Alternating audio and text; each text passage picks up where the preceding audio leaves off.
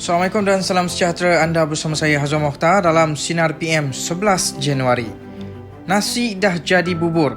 Itu luahan bekas Ahli Majlis Tertinggi UMNO, Datuk Seri Mohamed Nazri Abdul Aziz, ketika ditanya mengenai pandangan beliau tentang pelantikan TPM atau Timbalan Perdana Menteri dari kalangan pemimpin UMNO.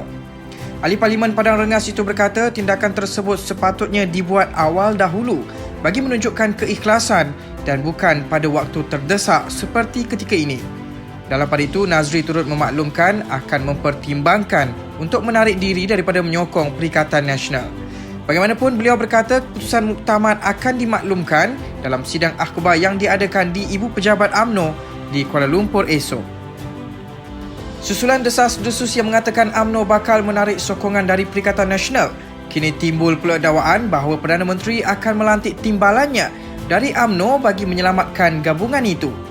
Bagaimanapun, menurut sumber yang memberitahu sebuah portal berita tempatan, Perdana Menteri Tan Sri Muhyiddin Yassin dikatakan akan memilih sama ada Naib Presiden UMNO Datuk Seri Ismail Sabri Yaakob atau Menteri Luar Datuk Seri Syamuddin Hussein bagi mengisi jawatan tersebut.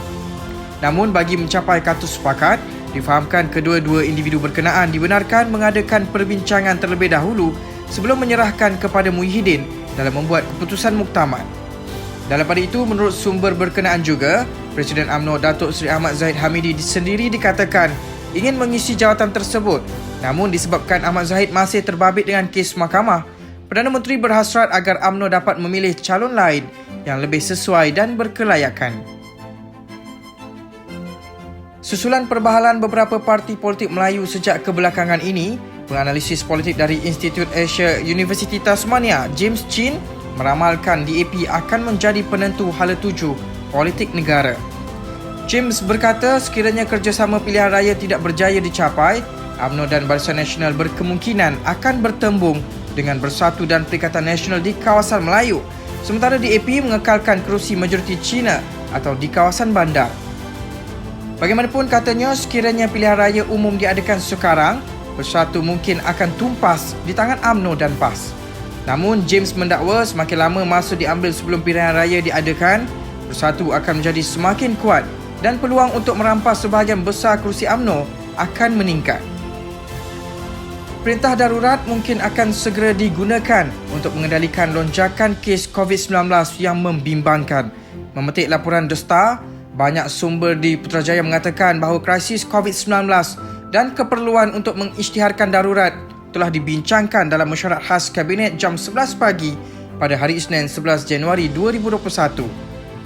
Ia akan menjadi percubaan kedua kerajaan untuk meminta perintah darurat dalam mengawal wabak tersebut yang menjadi keutamaan Perdana Menteri. Begitupun tiada perincian mengenai apa yang diputuskan oleh Kabinet. Kita beralih ke berita sukan. Pemain tengah Liverpool, Georginio Wijnaldum, mengakui pencapaian membanggakan The Reds dalam beberapa musim kebelakangan ini tidak akan sempurna jika mereka gagal menjuarai Piala FA musim ini. Skuad kendalian Jurgen Klopp itu menampilkan kebangkitan luar biasa dalam 2 musim lalu dengan meraih beberapa trofi utama, antaranya Liga Juara-Juara, Liga Perdana Inggeris, Piala Super Eropah dan Piala Dunia Antara Kelab. Namun, satu-satunya trofi yang belum dimenangi Liverpool dalam tempoh tersebut adalah Piala FA apabila langkah The Reds terhenti pada pusingan kelima musim lalu. Justru Wijnaldum melaungkan amaran betapa kelab gergasi EPL itu sedang mencongak langkah untuk menjuarai Piala FA musim ini selepas mara ke pusingan keempat dengan menundukkan Aston Villa 4-1 pada Sabtu. Sebelum kita akhiri Sinar PM hari ini, kepada anda jom kongsi rezeki bersama Karangcraft Medicare, jana pendapatan tanpa modal besar hanya dari rumah. Dan kepada anda semua, teruskan setia bersama Sinar Harian di portal Facebook, Instagram, Twitter dan YouTube, dan jangan lupa untuk muat turun aplikasi Sinar Harian bagi mengikuti perkembangan semasa dalam serta luar negara.